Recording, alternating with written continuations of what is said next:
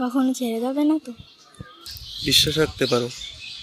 তোমার সাথে মাত্র কিছুদিনের পরিচয় আমার, তারপরও মনে হয় তোমার সাথে আমার জন্ম জন্মান্তরের পরিচয়। আমার স্কলারশিপ চলে আসছে, আমি হয়তো খুব দ্রুতই দেশের বাইরে চলে যাব। বৃক্ষ যেমন আস্তে ধীরে বেড়ে ওঠে, তেমন একটা মানুষের প্রতি ভালোবাসা, আস্থা, বিশ্বাস বেড়ে ওঠে। আচ্ছা, তোমার কাছে তো কোনো মনে হয় না? সুমন, তুমি এটা কি করলে? চুপ, এখনো তো কিছু হয়নি। ও ও আমার খুব ভালো বন্ধু, তুমি ওর সাথে এটা করতে পারো না। চুপ, চল তুই আমার সাথে।